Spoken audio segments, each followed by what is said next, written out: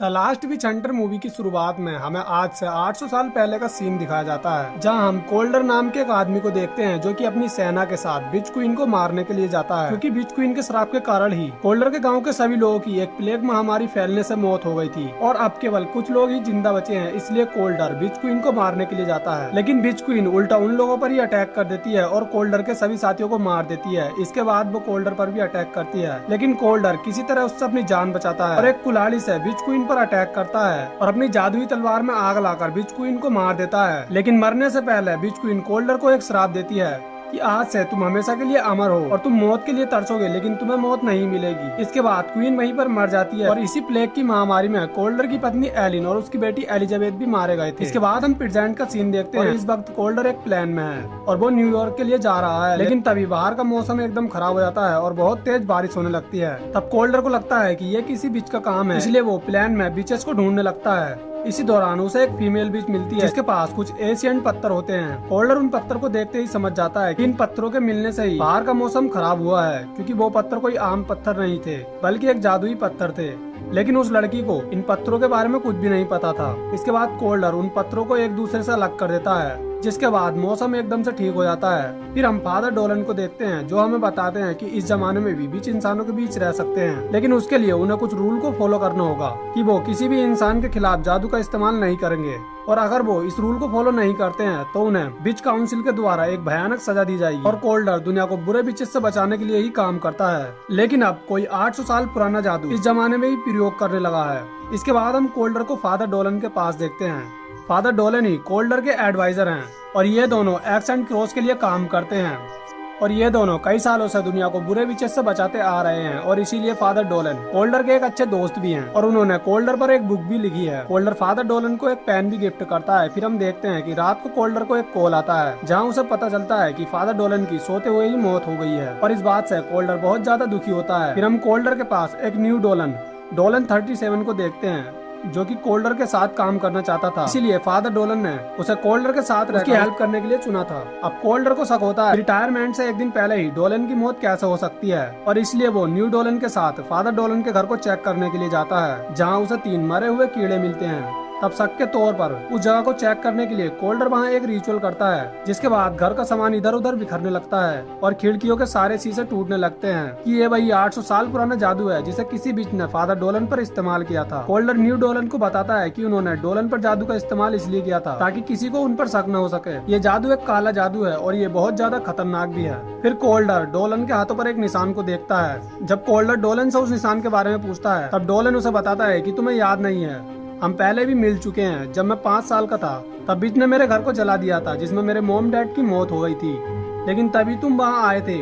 और तुमने मुझे बचा लिया था, और इसीलिए मैं तुम्हारी हेल्प करना चाहता हूँ। इसके बाद कोल्डर एक इंसेक्ट को लेकर एक बीच के पास जाता है जिसका नाम मैक्स होता है, और वो जादुई इंसेक्ट को केक में मिलाकर लोगों को सेल करता है। कोल्डर मैक्स को एक इंसेक्ट दिखाता है और उससे फादर डोलन पर किए गए मैजिक के बारे में पूछता है। तब मैक्स उसे एलेक्स के बारे में बताता है और उससे कहता है कि ये जादू एलेक्स ने ही किया होगा। इसके बाद कोल्डर सीधा एलेक्स के घर जाता है, जहाँ वो एक बच्ची को देखता है जो कि एक बच्ची के रूप में एलेक्स ही था। कोल्डर उसके पास जाता है, तब एलेक्स अपने असली रूप में आकर कोल्डर पर अटैक करता है और वहाँ से भागने की कोशिश करता है, लेकिन कोल्डर किसी तरह उसे पकड़ लेता है और कोल्डर को वहाँ फादर डोलन का पेन भी मिलता है जो कि कोल्डर ने उन्हें गिफ्ट किया था। इसके बाद कोल्डर उसे बीच काउंसिल लेकर जाता है और काउंसिल की हेड से कहता है कि एलेक्स ने बीचेस के खिलाफ कई रूल्स को तोड़ा है और इसने लोगों पर 800 साल पुराना बीच क्वीन के जमाने का जादू का प्रयोग किया है, जो कि बहुत ही ज्यादा खतरनाक है, और मुझे नहीं लगता कि ये इस काम को अकेला कर सकता है। इसलिए कोल्डर बीच काउंसिल के लोगों से एलेक्स के सभी साथियों को ढूंढकर उन्हें सजा देने के लिए कहता है, लेकिन काउंसिल की हेड को नहीं लगता कि इस काम के पीछे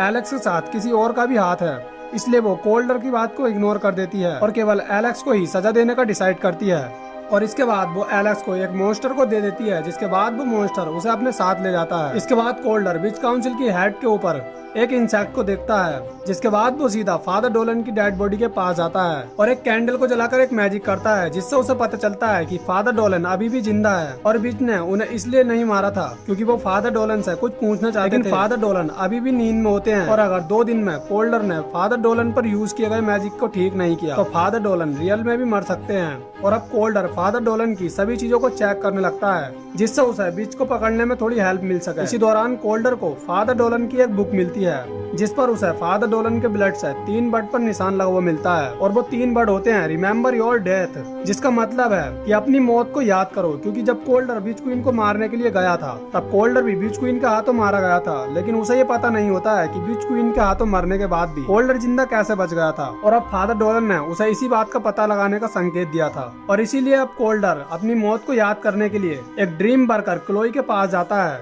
और कोल्डर उसे अपने पास्ट को याद करने के लिए एक मेमोरी पोशन बनाने के लिए कहता है। मेमोरी पोशन के यूज से लोग अपने पास्ट में जाकर अपने साथ घटी सभी घटनाओं को अपनी आंखों से देख सकते हैं। फिर क्लोई उसके लिए एक मेमोरी पोशन बनाती है, लेकिन इससे पहले वो कोल्डर को कुछ बातें भी बताती है कि अगर वो अपनी मेमोरी में घायल हुआ तो वो रियल लाइफ में भी घायल होगा और अगर वहाँ उसे कोई मार देता है तो वो रियल लाइफ में ही मारा जाएगा। तब कोल्डर क्लोई की इन सभी बातों को मंजूर कर लेता है, जिसके बाद क्लोई उसे एक मेमोरी पोशन देती है जिसे खाने के बाद कोल्डर अपनी लाइफ में 800 साल पहले चला जाता है, जहाँ वो देखता है कि उसने बीच क्वीन को मार दिया है और बीच क्वीन के हाथों खुद भी मर गया है। लेकिन इससे पहले कि वो देख पाता कि वो जिंदा कैसे बचा है, तभी एक बीच जिसका नाम बिलियाल होता है वो उसे बीच मेमोरी में ही जगह देता है और कोल्डर पर अटैक करता है और क्लोई के पूरे बार में आग लगाकर वहां से चला जाता है। हालांकि कोल्डर उसे रोकने की कोशिश भी करता है, लेकिन बिलियाल वहां से भाग जाता है और बार में आग लगने के कारण मेमोरी पोशन बनाने की सारी दवाइयां जलकर राख हो गई थी। और अब क्लोई को दोबारा से मेमोरी पोशन बनाने के लिए कुछ प्लांट्स की जरूरत होगी,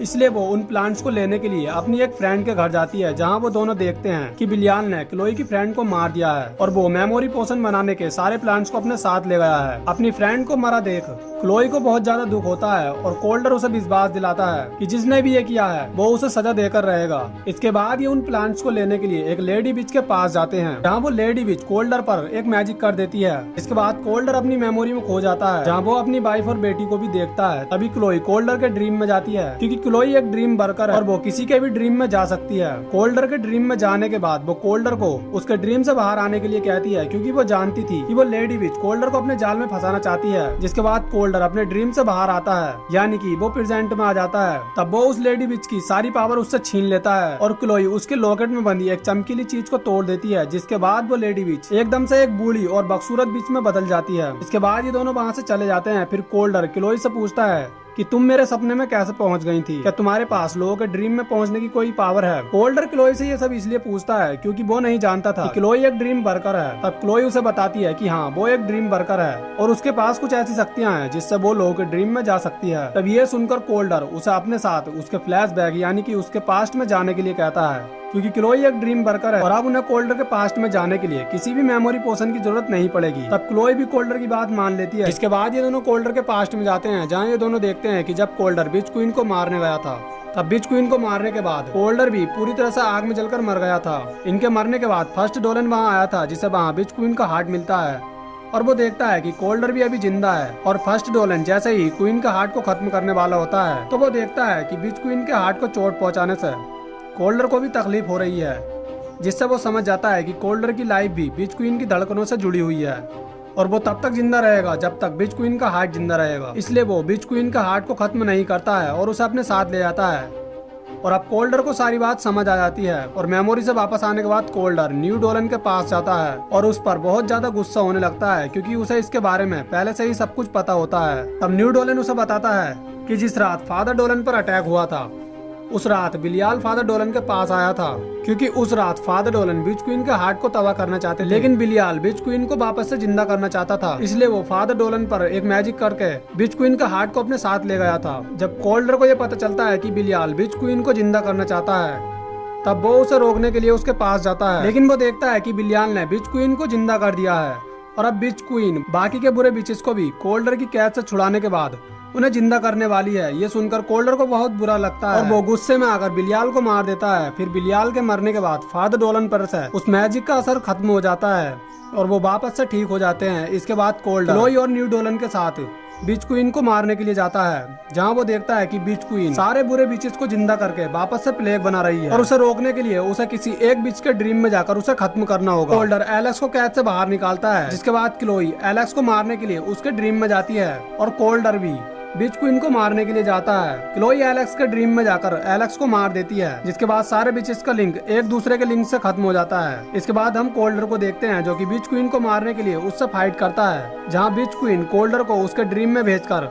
उसे अपने जाल में फंसाने की कोशिश करती है, लेकिन इस बार कोल्डर उसके जाल में नहीं फंसता है और उस पर अटैक करके उसे बुरी तरह से घायल कर देता है। लेकिन वो जैसे ही बिच क्वीन को मारने वाला होता है, तभी न्यू डोलन क्लोई को लेकर कोल्डर के पास आता है और उसने क्लोई के ऊपर गन पॉइंट कर रखी होती है और वो कोल्डर से कहता है कि बचपन में मुझे बचाने के लिए जिन बिचेस को तुमने मारा था, असल में वो ही मेरे मॉम डैड थे और तब से ही मैं तुमसे बदला लेना चाहता था। यहाँ न्यू डोलन बिच क्वीन का साथ देने लगता है और कोल्डर को गन से शूट कर देता है, जिसके बाद बिच क्वीन क्लोई के पास आती है और उस पर मैजिक करके उसे अपने कंट्रोल में कर लेती है, जिसके बाद पूरी दुनिया में प्लेग फैलने लगता है। फिर बिच क्वीन न्यू डोलन के पास जाती है और उससे कहती है कि बिना मैजिक के तुम सिर्फ एक साधारण से इंसान हो, इसलिए तुम मेरे किसी काम के नहीं हो। और ये कहकर बिच क्वीन न्यू डोलन को भी मार देती है। फिर हम देखते हैं कि कोल्डर भी अभी जिंदा होता है और वो अपनी तलवार से बिच क्वीन पर अटैक करता है, जिसके बाद बिच क्वीन पूरी तरह से मर जाती है और पूरी दुनिया से प्लेग भी खत्म हो जाता है। इसके बाद कोल्डर बिच क्वीन के हार्ट को खत्म करने जाता है, लेकिन बिच क्वीन के हार्ट को खत्म करने से कोल्डर की भी मौत हो जाएगी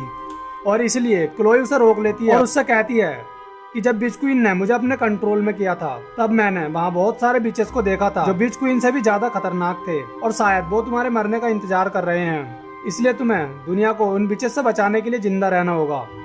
तब ये सुनकर कोल्डर उस हार्ट को डिस्ट्रॉय नहीं करता है और उसे अपने पास रख लेता है। इसके बाद हम कोल्डर को फादर डोलन के पास देखते हैं, जहाँ वो एक्स एंड क्रोस के लिए काम करने के लिए मना कर देता है। इसके बाद क्लोई वहाँ आती है